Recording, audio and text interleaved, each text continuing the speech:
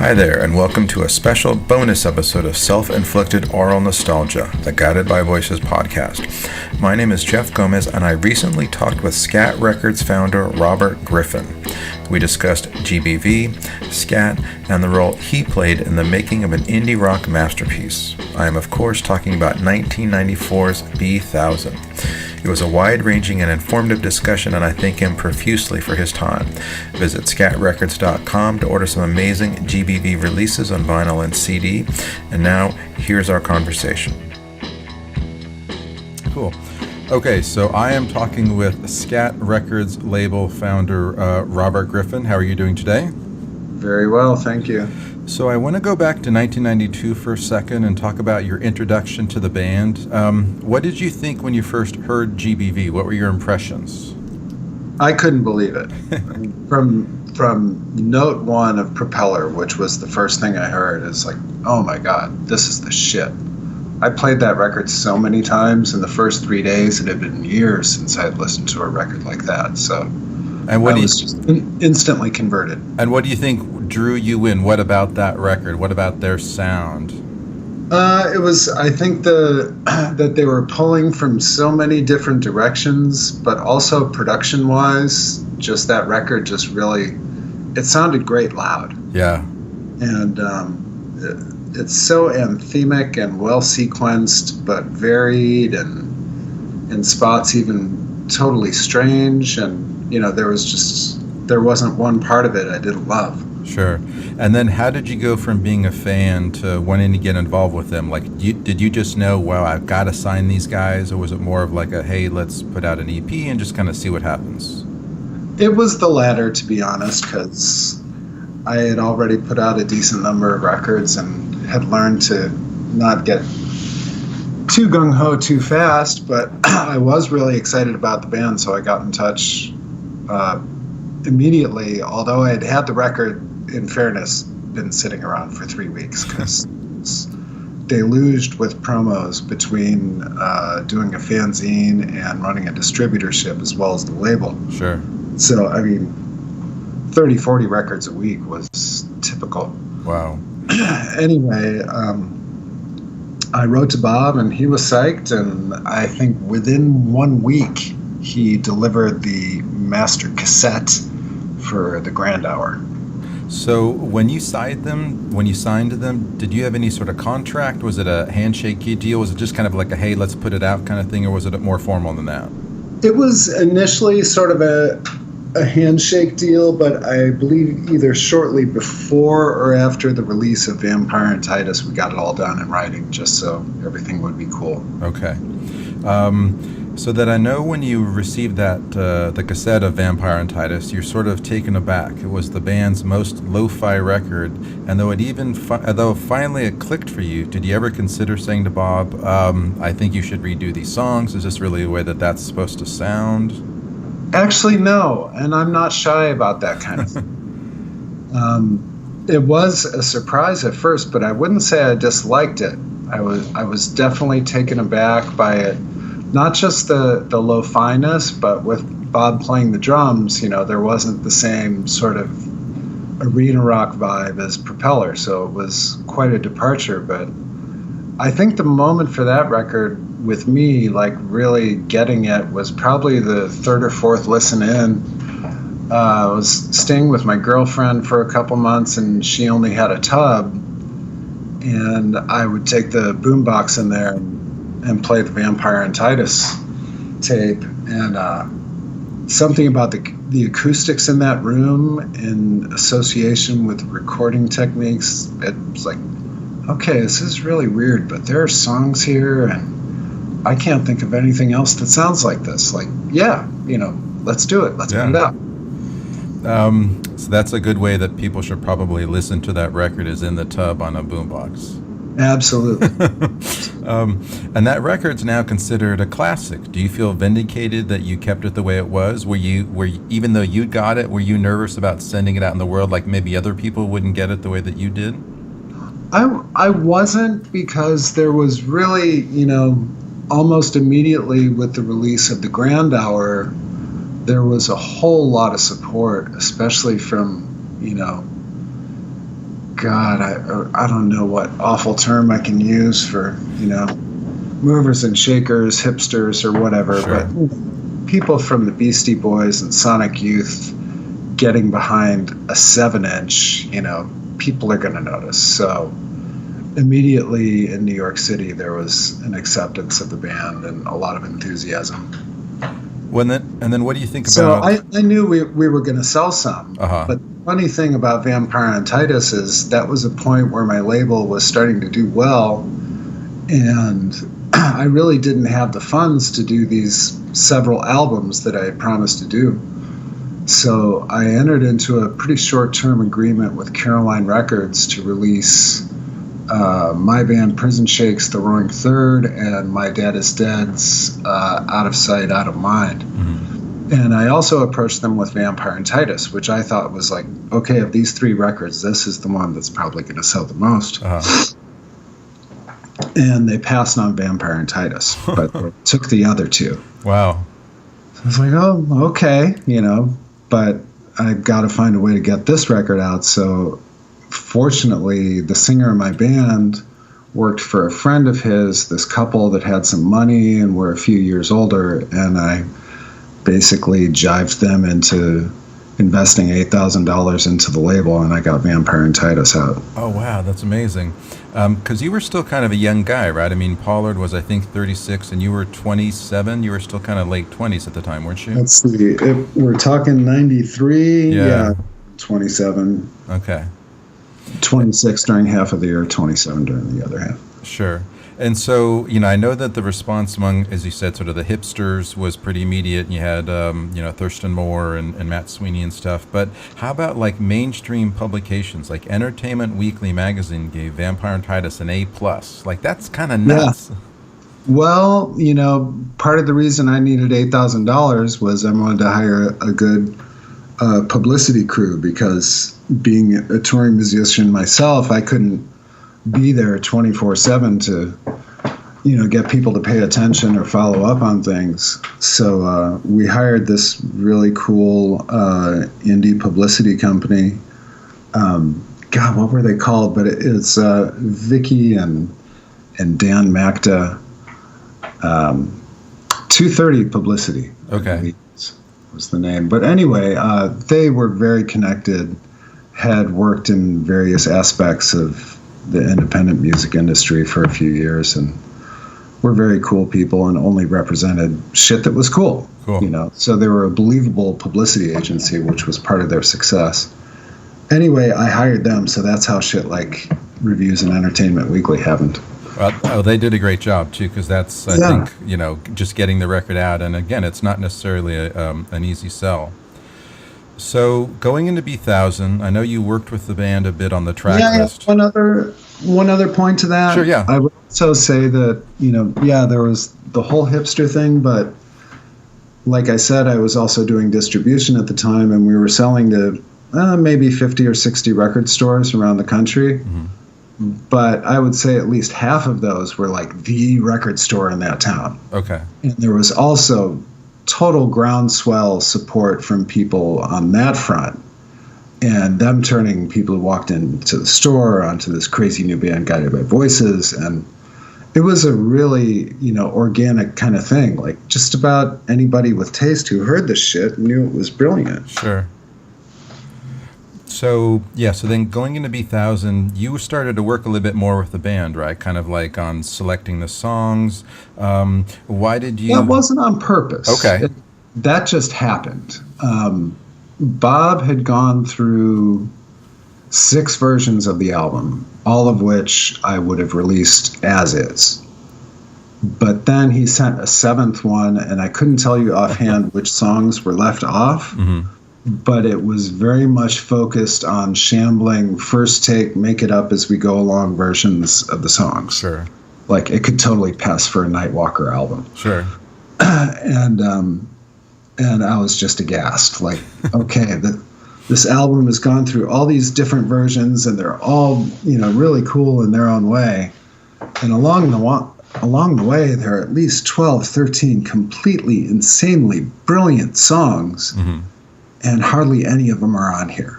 Wow. So that was the point where I just set it to myself to just try to make up some kind of sequence out of the 60 odd songs that Bob had considered at one point or another. Mm-hmm. And I was pretty much terrified to bring it up with him because I had been around him just enough and listened to his music enough that it was like, this is somebody I generally want to just let do their thing. Sure. But when all the songs that people sing along to at Guided by Voices shows these days were not on the album. Wow. Or at least, 80% of them were not. Wow. So I worked out a sequence, and like I said in those director's cut liner notes, I was kind of thinking of Abbey Road, of the first side being more fleshed out songs, and the second being vignettes. And how did you deliver that to Bob? So you sort of put together your own version. Did you send it in the mail? Did you have a phone conversation? I made a cassette mix with that sequence. And some of it just had to be sketched out because to really do these sort of crossfades with snippets of other songs that aren't really even credited on the record, you needed Pro Tools, and this was a really new and expensive technology at that time. So he had to sort of use his imagination because there'd be blank spots and some snippet of something, and I had to explain to him. So I wrote a letter with it and told him how I felt about it, and would you please consider this just as an option? And was he? And if not, let's think of another sequence that maybe includes more of these songs. And did he obviously was open to that because he seemed to take some of those suggestions. Did you guys have any major or minor battles over things that he wanted in and you wanted out, or? No, there weren't any battles because he just was like, wow, I wasn't sure about this, but I listened to it and this is cool. This is better. But I want to do this thing and that thing. Sure. So he added in Yours to Keep, which I feel is out of place on that side still. Sure. Whatever. And then I don't know if it was his idea or Toby's, but they wanted to substitute Mincer Ray for Scissors. Okay. And so I was like, okay, wow, you went for my idea and you want to futz around with these two things, whatever, okay. And your influence also extended to the cover. I think you toned down Bob's original design for the sleeve. What was your thought about that? And again, how did Bob react? I don't know if it was toned down. Okay. It was just that he had this spin art thing that he really liked, and he also sent me a package of 30 or 40 different images, and I saw that wizard thing, and it was like, oh, this is it. Yeah. This describes everything that's on the album, and but also put it in this sort of out of context graphic design thing and fuck with the type and just I was just trying to communicate visually what I thought was in the album. Mm-hmm. So since graphic design had always been really a central thing with the label, and arguably in the first year my releases wouldn't have been noticed if it hadn't been for some of the crazy shit I did. That's a place where I never felt shy with artists. Like, wait, no, that's cool, but this other thing you gave me, this is better. Let's. Do you have a background in that at all, or is that just instinctual, or how did you learn or know how to do that kind of thing? Actually, in college I was for a time a double major, and one of them was art, but I kind of dropped that. But also the label was taking off at the time, but as a result of just being a music fan and as a little kid just studying album covers, I was always just fascinated by that, and that later translated into poster art. And wow, the WPA did all this great shit, and being part of coming up in a more hardcore punk rock sort of thing of like, oh, you can do this, don't assume you can't, just do it. And experimenting with copy machines and Letraset and making flyers and fanzines, and just sort of organically came to it that way. So you get the track list in order for B1000, you start working on the cover. When did you get an inkling that this was going to be like a special record? As soon as I put that compilation cassette together to Bob and I listened through it one time before sending it off to make sure I didn't fuck any of it up, I was like, no, this is the shit. This is not just a really good album. This is an album for the ages. Sure. So you felt that? Did Bob feel that too, or was he just sort of like, hey, this is just like the other records? Did he have an inkling it was going to be that big too? I don't think so, but shit started to happen really, really fast before the record even came out. So I would say, during the time the record was in production between March and May of, is it 94? Yeah. There was definitely a sense of this record's going to do really well and this band is going to do really well. And what were those signs that you were getting? Was that just some of the early press reactions? Psychic thing, just being around people and feeling their excitement and seeing reactions to the band once they started playing live again. Yeah.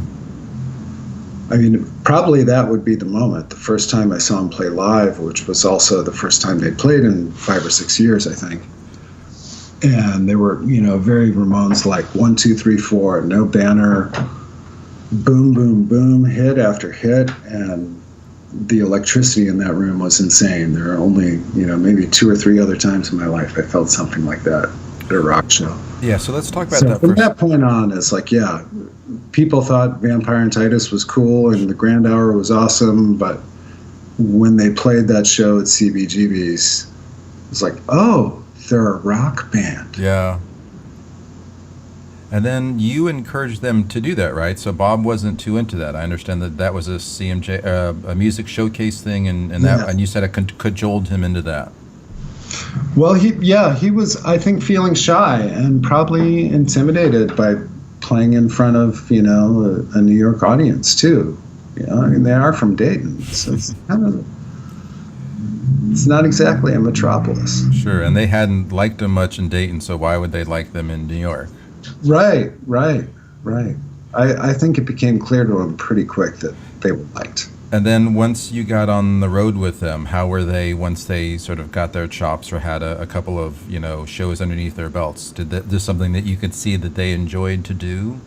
Oh, for sure. They immediately enjoyed it because they're playing to, good crowds and loving ones at that. And yeah, there were no bad shows, and they played great night after night after night.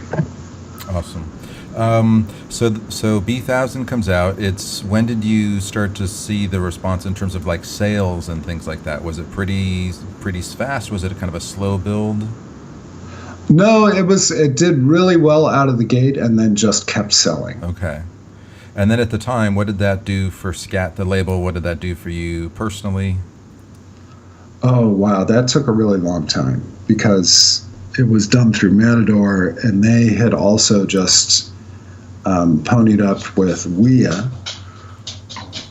So any accounting for my label first had to go through the overworked, undermanned staff at Matador, then get translated by somebody at Warner's, and then maybe a couple months after that, I would get a statement. Wow. And it was a really difficult thing with the band there because they know they're selling thousands and thousands of records. They're like, where's the money? Sure. Like, I haven't gotten paid yet either. I eventually had to go audit them, and I got paid. But and to be fair, this is no knock on Matador.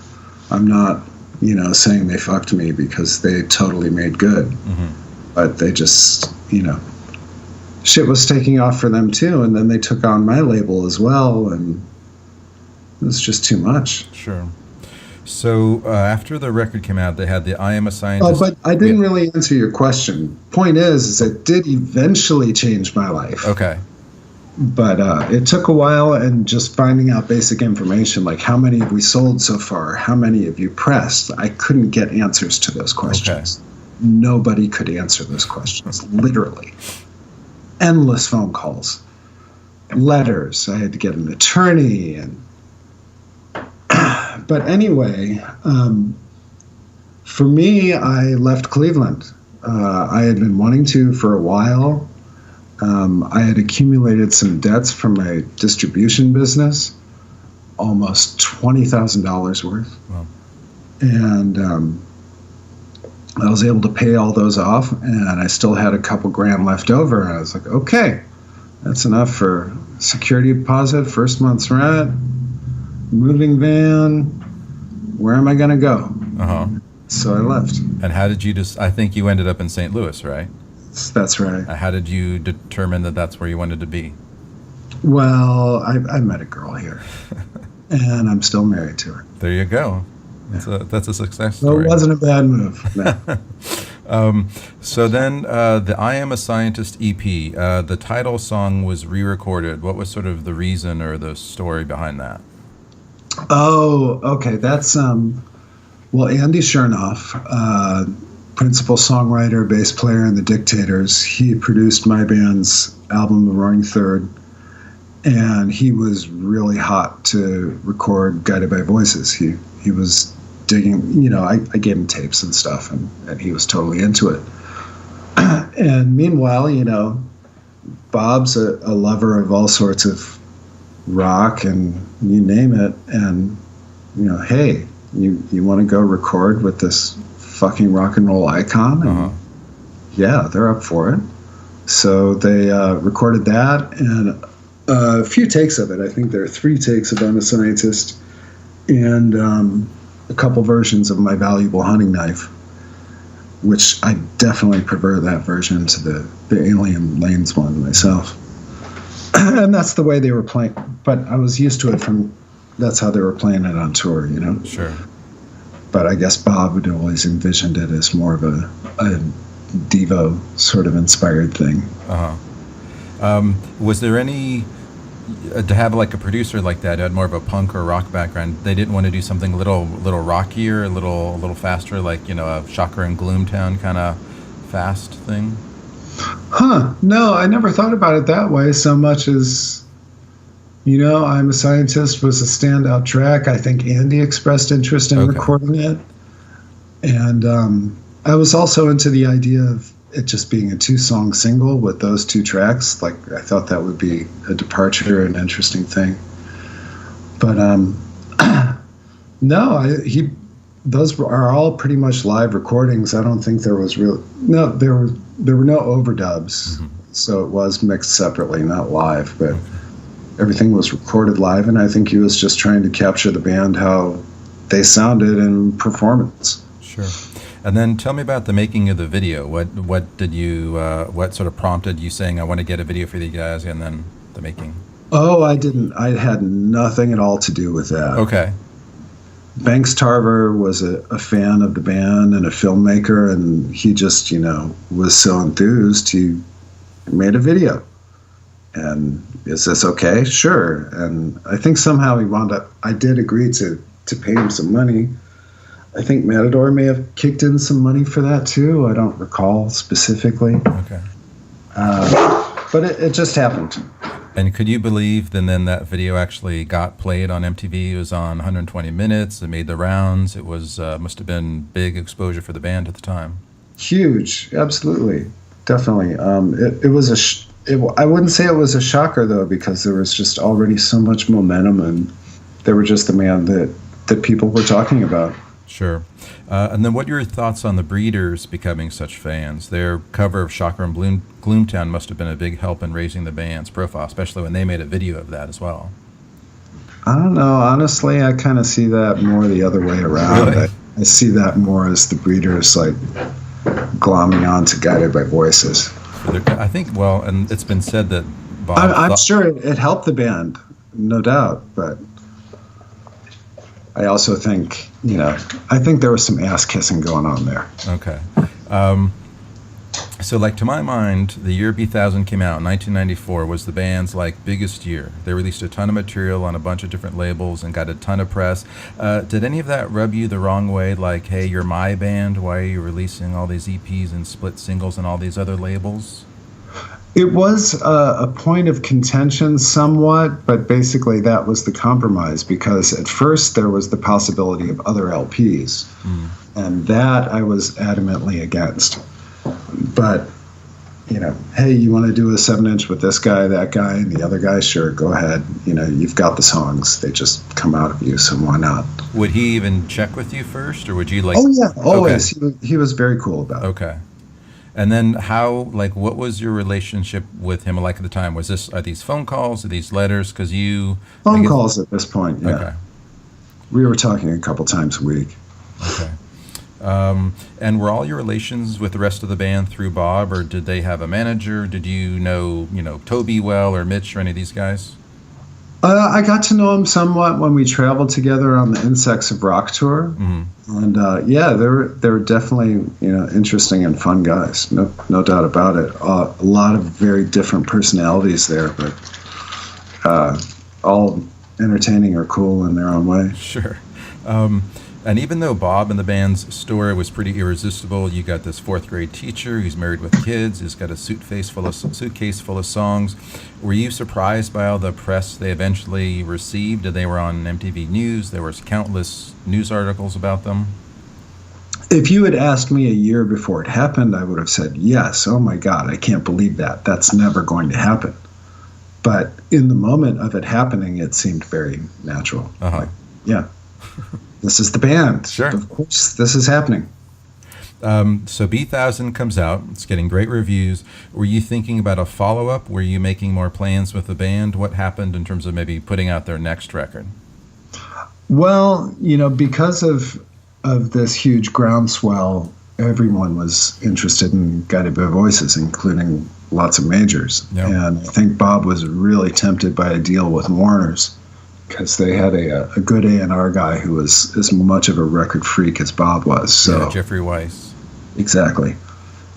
So that was really tempting for him, but his entire life changed. I mean, that's a complete upheaval. He went from doing the 3-week Insects of Rock tour with us to being on Lollapalooza for 10 days, 20 days, and then go home and oh yeah, am I going to be teaching school next year or not? And we know what the answer was. Yeah. At the time, I wasn't sure if it was the best thing for him personally, not that I knew him well enough to make such a judgment. But, he was an older guy with kids and a wife and all that. And man, what if this all falls apart in a year and you don't have anything to fall back on? But at the same time, especially after spending some time with him on the Insects of Rock tour, it's like, no, he didn't just accidentally make a couple great records. Music comes out of him, and this is what he's got to do. Sure, he's serious about it.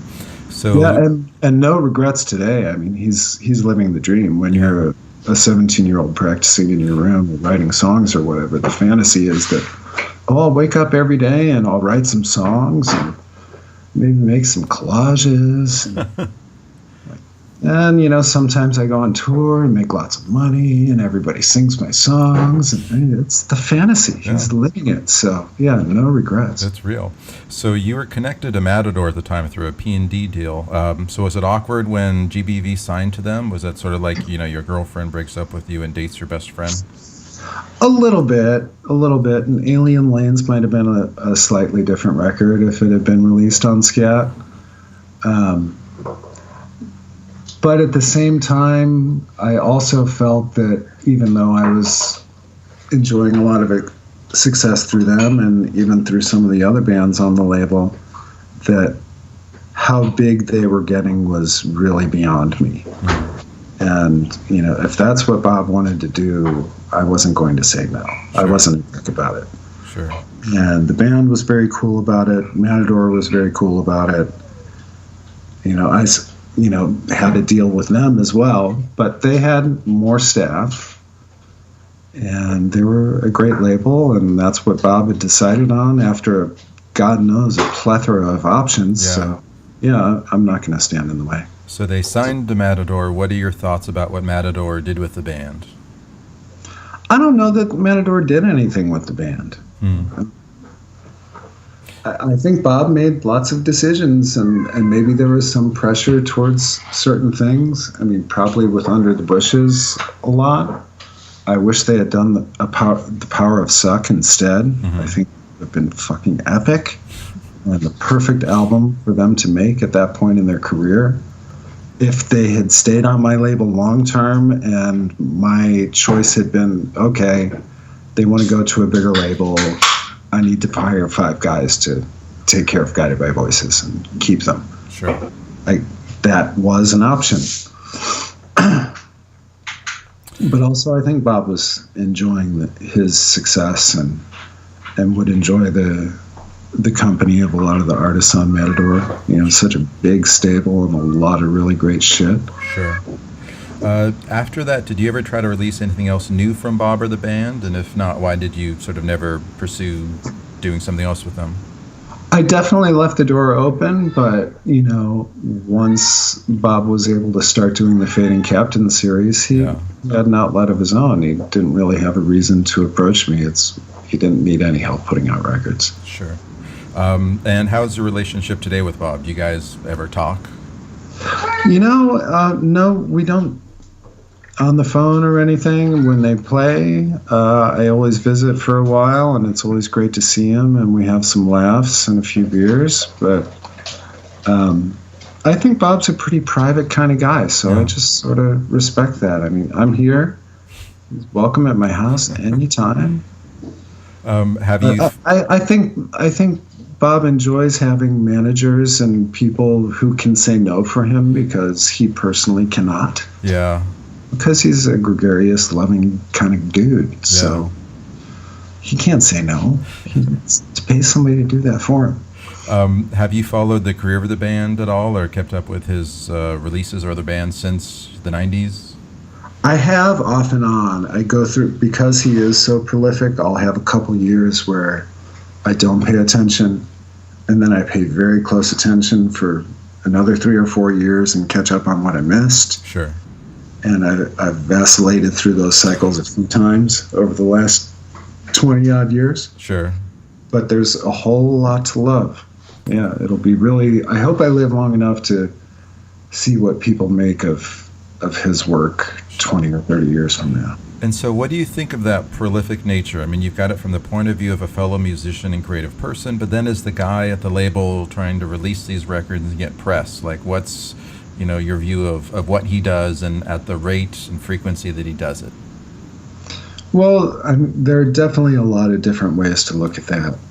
One overriding observation I've had about musicians and their careers in general is it's the guys who keep showing up that make a living at it. Mm-hmm. You can't take years off between records. You can't stop touring.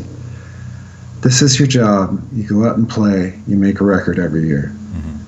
But having been around Bob, I can say there's no more spontaneously musical person I've ever been around. Wow. The guy, songs literally pour out of him. He hears some, nutty phrase that somebody says or mishears something, and he just starts singing. Wow. It's a song. So, and coupled with his, totally working class work ethic of I wake up, I write songs, I make collages, whatever the fuck he does. Those two things together, that's a powerful combination. That's why he's got hundreds of records. It'll just take a while for, people who aren't members of the cult to figure out, wow, there's a lot of genius here, but here are the particular, biggest diamonds, Sure. And I think reassembling all of it into different, combinations is a possibility too. I think it would be really interesting to have a sort of, not so much best of, but a collection of Robert Pollard songs that really spanned his career and avoided the obvious tracks. Yeah. And then what did you think back in 2003 when the band, when Guided by Voices first broke up, or when they later sort of got back together? Did you think that was sort of overdue? Did you, ever think they'd come back once they did break up after that electrifying conclusion farewell tour? I didn't speculate at the time. I totally understood Bob's point of view. I mean, I think he'd been in the grind for just too long. And I really enjoyed the reunion show. And I've really enjoyed some of the Reformed material. It's been great too. So he says, at least the last time I saw him play, like, I figured out, if I put Guided by Voices on it, it'll sell more copies than Robert Pollard. Sure. And, he's calling a spade, and it's all Guided by Voices. It's all Robert Pollard. I mean, different people are involved to different extents, and some people have some pretty amazing contributions, but it's all Pollard. It's all him. And so now that more than 20 years have passed since the release of B1000, what are your thoughts looking back on that record? I can't believe it, almost fell into my lap. I'm just very grateful. I mean, it's been great for me, obviously, and great for the band, and great for music fans, and I'm just honored to have had some little piece in it.